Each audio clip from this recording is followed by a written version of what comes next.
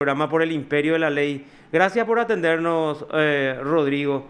Queremos saber un poquitito qué es lo que ocurrió ayer en el juicio oral de los audios filtrados. Si podés darnos tu posición, por favor, doctor.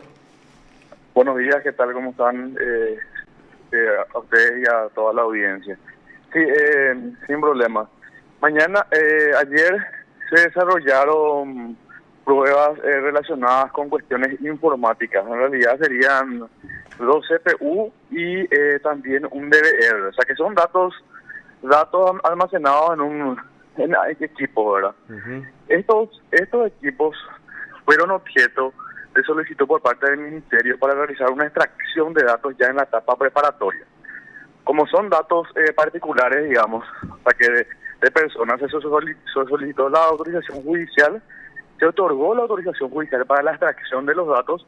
Sin embargo, por dilaciones, por decirlo de alguna forma, de la defensa, presentaron apelaciones y nunca pudo llevarse adelante esta extracción de datos.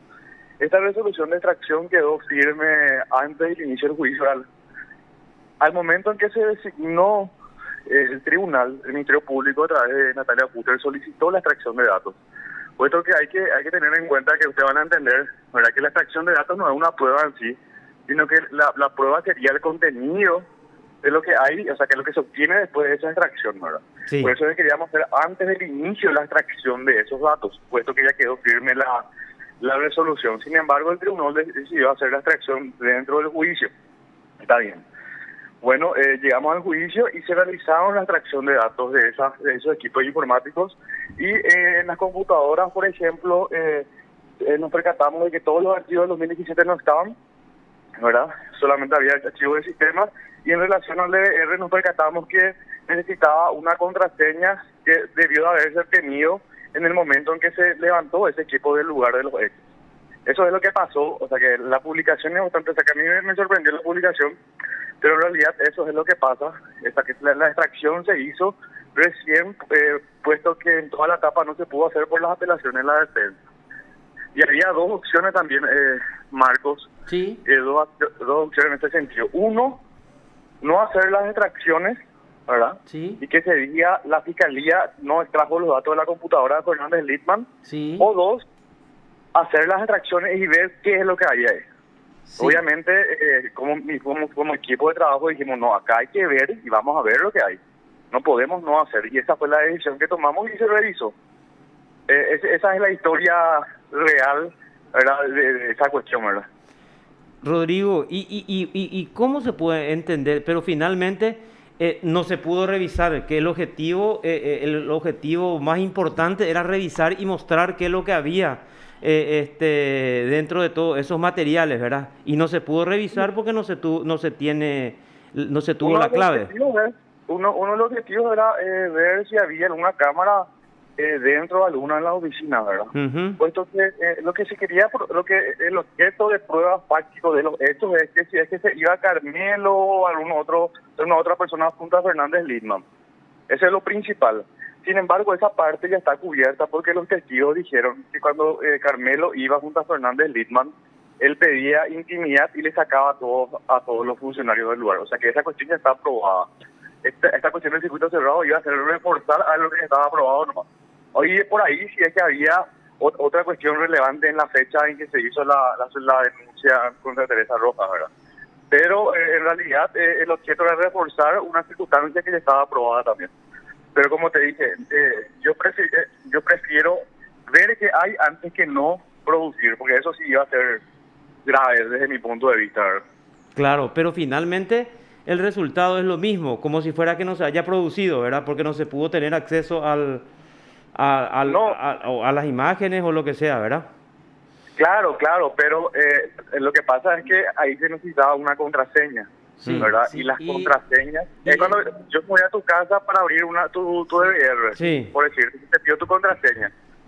Cuando en el momento, los que hicieron el procedimiento tuvieron que haber obtenido la contraseña de los administradores de esa época, ¿verdad? Sí, o sea, voy a tratar de relatar un poco y corregirme si estoy errado, Rodrigo. Martín Cabrera, Francisco Torres, al momento de ir al jurado de enjuiciamiento y retirar esas computadoras, lo que hubieran es anotado en el acta de recepción de esas computadoras la contraseña, el acceso a estas computadoras entonces, ¿verdad?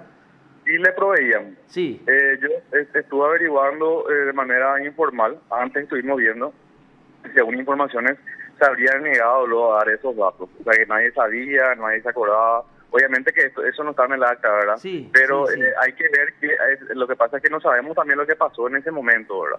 Porque muchas veces vos te vas a un lugar y no te dan la contraseña. Esa es una Y, realidad también. sí, claro, Y claro. Esa es una realidad con la que tropieza muchas veces el Ministerio Público. O sea, muchas veces el que, al que se le quita, al que se le saca su celular como para utilizar como medio de prueba, no te quiere dar la contraseña. Pero eso no se puede vencer en el laboratorio forense del Ministerio Público. según estábamos consultando hace unos días, es muy difícil y se necesita de mucho tiempo y de buena tecnología. De que se puede, se ha de poder, ¿verdad? Pero no es que como muestran en las películas, que entrar a una computadora, meter unos datos y ya desbloquear. O sea Claro, que eso se claro, necesita a claro. través de software. Y Es un trabajo de un perito, el trabajo de un perito especializado con tecnología, entonces. claro, y además, ¿sabes lo que pasa? Que pues, hay casos también donde vos ingresás a un documento y a un sistema, ¿verdad? Y que no tiene contraseña, ¿verdad? Sí, Pero justamente nosotros teníamos que producir, porque se produjo la prueba, no es que no se produjo, no se accedió, ¿verdad? Pero de todas formas, lo que queríamos probar, te comento a vos, sí. es que quién se iba al jurado y eso ya está aprobado en juicio a través de la certifical y los funcionarios, ¿verdad? Ya. Era para reforzar nomás. O sea que no. Y esa Rodrigo, intimidad que prueban ustedes con la testimonial de algunos funcionarios. funcionarios, esa intimidad entre Carmelo y Littman, ¿qué es lo que prueba Rodrigo? O sea, ¿qué sustenta la asiduidad, el trato entre ellos? Claro, y que se reunían en privado, porque uno de los secretarios dijo que siempre que se iba gente ajena a la institución, le recibía, porque era una secretaría donde estaban todos, ¿verdad? Sí, Y decía que Dios le recibía frente a todos los funcionarios, ¿verdad? Y sin embargo, el trato preferencial, o sea, que son indicios, eso es lo que es el famoso indicio, o sea, pruebas indirectas. No son pruebas directas, pero sí, como bien dijiste, se prueban el trato preferencial hacia una persona. Y unido a todos los indicios y a las pruebas indirectas que tenemos, que son también las testificales de las personas que escucharon, llegamos a una conclusión, ¿verdad? Esto es el famoso indicio para hablarte en términos más sí, estrictos, así, sí, sí, ¿verdad? claro, claro, claro, claro. Indicios que van yendo hacia una argumentación positiva a través de una prueba contundente luego, ¿verdad? Carlos, Claro. No, lo que le quería decir al doctor es entonces que ellos ya sabían de antemano de que no iban a poder acceder porque no tenían la clave. Eso es lo que se puede deducir de sus declaraciones. Por eso ellos No, no, estuvieron averiguando antes y no, ustedes no, ya sabían entonces que no tenían la clave o no iban a poder tener acceso. no, O esa no, averiguación no, la hiciste después. Es importante aclarar. no. Hablamos antes y nosotros no sabíamos el contenido, puesto que eso fue dilatado por la defensa en la ICA autorizada. Nosotros no sabíamos, Mm. pero eventualmente o tenés dos opciones nomás, Sí, o tenés contraseña o no tenés contraseña. O sí. sí, sea que esas son opciones. No hay otra opción, o sea que no hace falta abrir, pero nosotros ya sabíamos que existía esa posibilidad, Ujú. pero teníamos que abrir. Imagínate en poco que iban a decir, no se abre circuito cerrado de Fernández Littman. Y te digo, nosotros no sabíamos porque esa autorización fue chicaneada durante todo el proceso, que es la autorización. claro, te estás refiriendo al título de hoy de los medios, ¿verdad? Claro, o Si sea es que que no hacían. Rodrigo, ¿y solamente este equipo informático se retiró del jurado de enjuiciamiento? ¿No hubo no hubo computadora, otro tipo de materiales? dos computadoras, Y, y, dos CPU. y ahí se pudo ubicar algo interesante para la Eh, investigación. Indicios, te puedo decir que existían en una computadora, existía un archivo del 2010, ¿verdad? Y después existía solamente un archivo del 2017, o sea, todo lo demás ya no estaba. Por una hipótesis que se pudo haber borrado todos los datos y en la computadora de Littman no existía ningún archivo del 2017. Solamente había dos archivos de sistemas que son así de idiomas y más cosas. Indicios que se pudo haber borrado, se pudieron haber borrado los datos, ¿verdad? Rodrigo, acá anoté en mi agenda y te quiero consultar porque lo dijiste 3 veces. 3 o 4 veces lo dijiste, no pudimos hacer esa extracción de datos que tenía autorización judicial por las chicanas de las defensas. O sea, si vos alegas eso, voy a tratar de actuar un poco como abogado del diablo. Yo soy abogado de Fernández Lima y te voy a decir, o sea, vos lo que tenés que probar, así como siempre te dicen en juicio, vos lo que tenés que probar porque así dice la Constitución y dicen las leyes. O sea, no me atribuyes a mí esa negligencia, entre comillas, del Ministerio Público que no pudo realizar antes la extracción de datos, así como dicen luego cuando reaccionan inmediatamente los abogados en el desarrollo del juicio oral, ¿verdad? Por eso es importante que el Ministerio Público haga bien su trabajo, Rodrigo. Y antes estábamos hablando con Marcos porque los abogados hacen luego una diferenciación, quiénes fueron al comienzo los fiscales de la causa y quiénes asumen posteriormente, ¿verdad? Pero para la ciudadanía en general, el Ministerio Público es uno solo. O sea que me gusta bastante tu argumento, pero no coincido contigo, porque ¿por qué no se hicieron las reacciones? No es por negligencia del Ministerio Público. Me gustó como diste la vuelta a la situación, ¿verdad? Bueno, Sí. tenés buena alocución, pero esto no se hizo porque las defensas plantearon dilaciones contra una resolución. O sea que no es negligencia de la Fiscalía, eso yo quiero dejar en claro. O sea que si yo hablo chicana es solamente para hacer elocuente, voy a decir dilaciones. Recursos contra un acto que autorizaba al Ministerio Público a extraer datos. Si no hay autorización, yo no puedo extraer esos datos. Y por decirlo culpa, por llamarlo de una forma o derecho, entre comillas, porque de repente los abogados ejercen abusivamente el derecho, ustedes saben eso, es innegable. Sí, así mismo. ¿Verdad? Por culpa de la defensa, en el sentido de que se recurrió, no se pudo realizar la extracción. No es por negligencia del Ministerio Público. No, Eso hay que dejar claro. por eso te Y dije... ejercer el derecho. Sí, O recursos, claro. sin que sea justificado. Claro, claro. Sí. Eventualmente no se sancione a los abogados como se debe sancionar a los fiscales que actúan mal también. También eventualmente si una persona dentro del poder punitivo y cuando se está buscando aclarar un hecho, busca la impunidad antes que la justicia también, ¿verdad? Uso abusivo del derecho. Ustedes saben que ocurre eso, ¿verdad? Sí, Tirar perfecto. la pelota, así te hablo en términos para que entienda la ciudadana, como cuando hablamos yo trato de hablar de términos claros.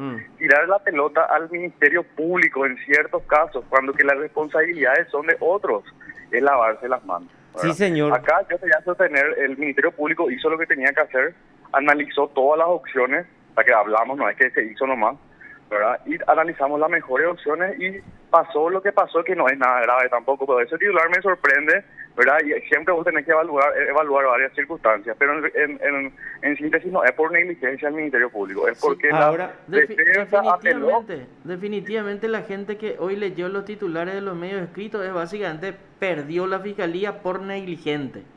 O sea, Claro. por eso a mí me asustaba un poco qué importante había sido esa prueba, ¿verdad? Pero, o sea, al llegar a este estadio procesal, al llegar a este momento procesal, definitivamente no importa ya si hubo chicana, si hubo negligencia o si hubo no sé qué cosa. Lo que importa es que no se pudo extraer lastimosamente esos datos, ¿verdad? Y esos datos probablemente ayudaban a tener mayor convicción en el momento. No es así porque lo único que iba a probar es que una persona entraba a un lugar también. O sea que Sí. por eso a mí los medios son muy importantes y gracias por llamarme para que Sí, ustedes, sí, como sí. no van a entender. Máximo lo que iba a llegar a confirmar que alguien entraba y salía. Sí. Nada más. Sí, O sea que claro. tampoco, y a mí no sé si me indignó, pero me chocó un poco el titular porque así como decís, la Fiscalía dice la Fiscalía es negligente y no se va a aprobar.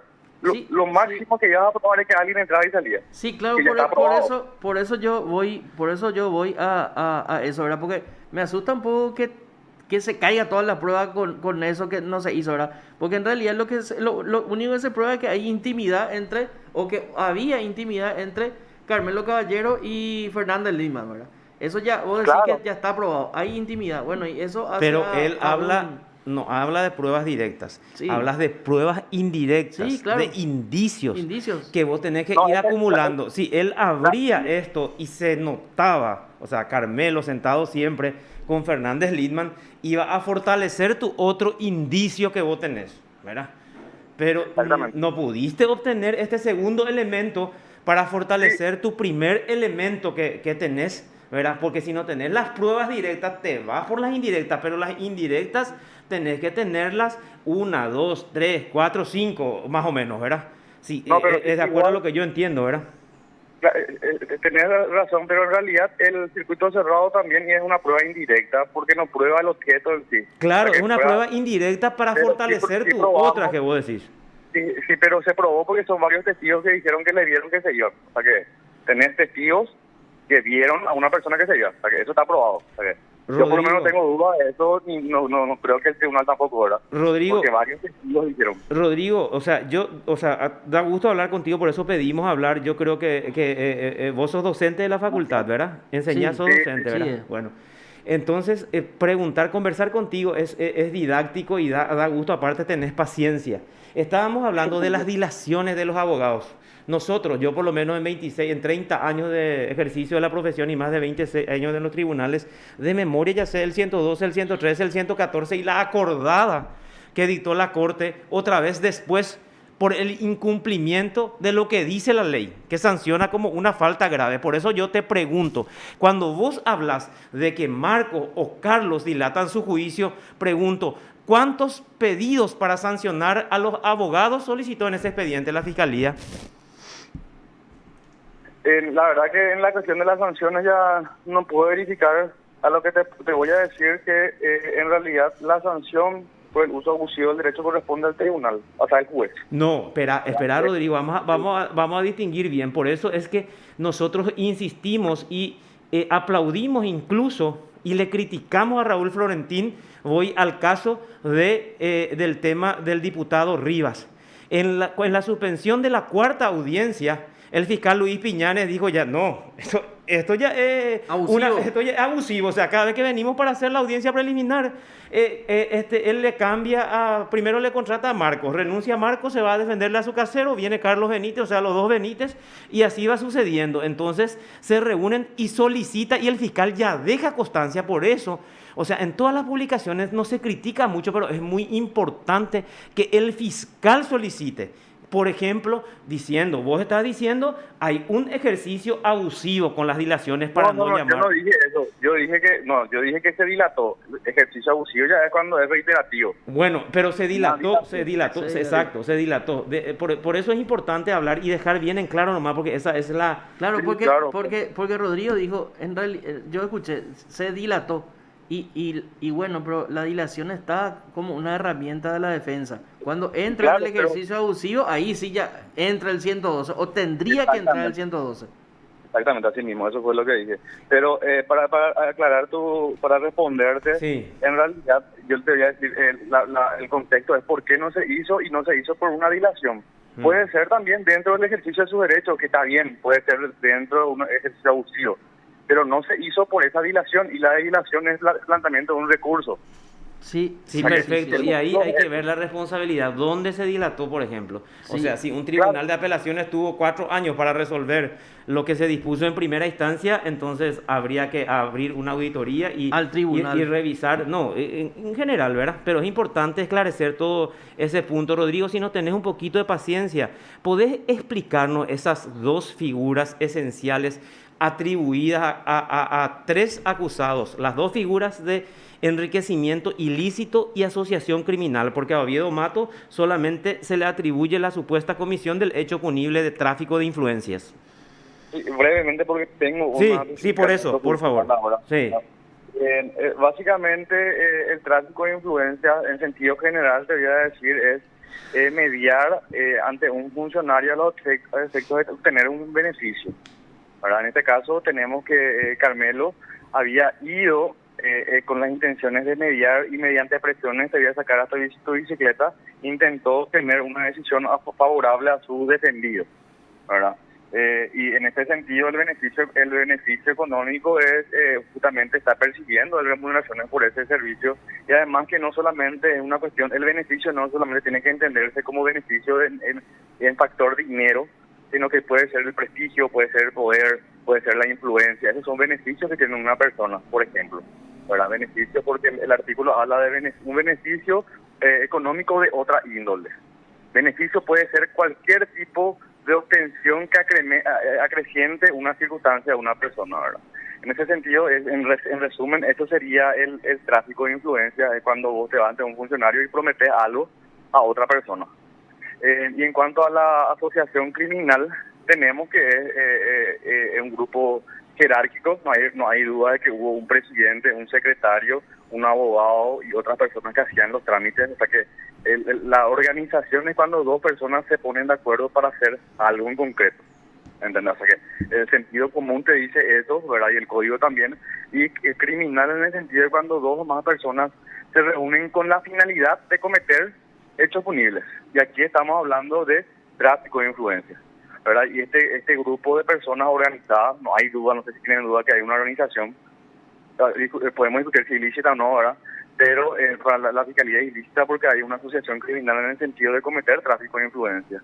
Y ir a apretar, hablo en términos así normales, perdón, ir a apretar a fiscales, jueces, a los efectos de obtener un beneficio dentro de una causa, cualquier tipo de beneficio, a favor o en contra, es tráfico de influencia. Ya. Lo que, Rodrigo, quítame una duda que tengo, casi existencial. Si cae en el supuesto caso, no ni siquiera decís que sea en este, pero en otro, si cae el tráfico, cae la asociación entonces, ¿verdad? Y si no tenés otros hechos punibles, sí, porque tenés que asociarte para algo. Claro, necesariamente es una asociación para cometer hechos punibles. Claro, con el fin de obtener hechos punibles. Sí. Ahora el doctor nos dijo, por ejemplo, para obtener prestigio. O sea, ¿cómo demostrás que un acusado obtuvo prestigio con traficar su influencia? Eso es lo que me pregunto. Puede ser un beneficio económico que podrías demostrar más, pero ¿cómo demostrarías que una persona obtiene esa calidad o esa cualidad más o menos después de tal o cual caso? Lo que es el tema. Y acá, en este caso, si yo soy el defensor, te voy a decir, se fueron y le atropellaron a Teresa, pero después del hecho.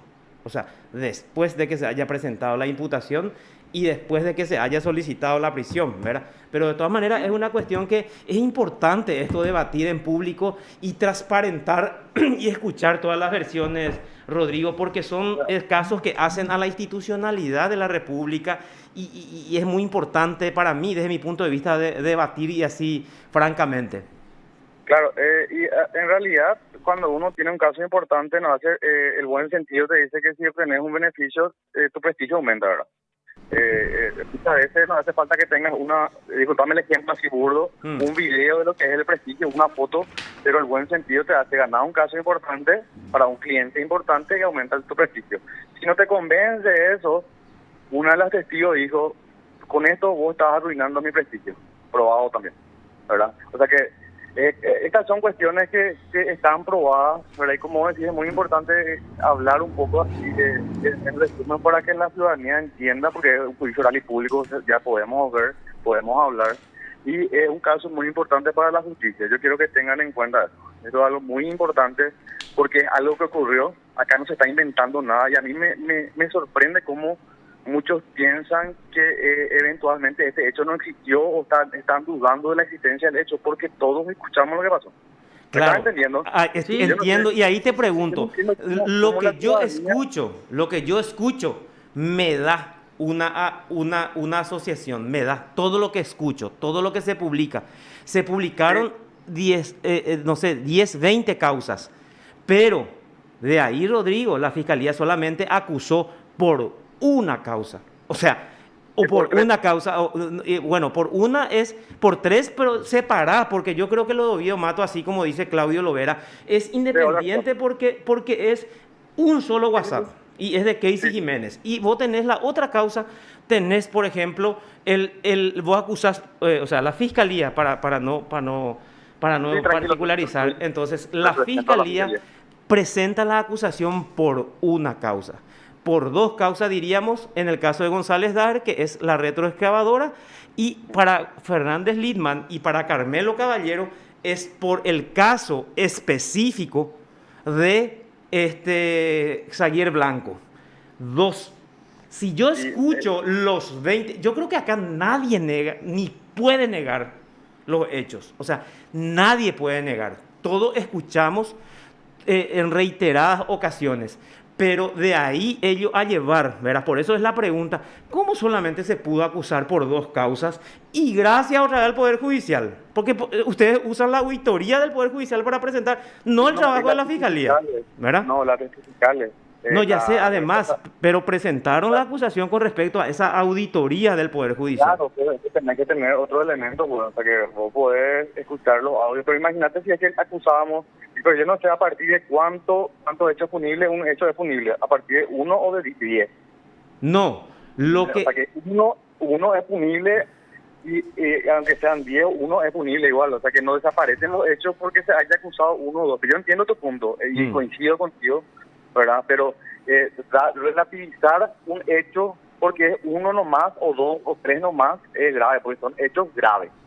No. Y relativizar y buscar la culpa de alguien para dejar impune un hecho, ¿verdad? Yo entiendo tu discurso y ese es el discurso que yo estoy escuchando muchas veces, pero si es que, para darte una idea, si es que se acusó en estos hechos es porque había testificales, había víctimas directas.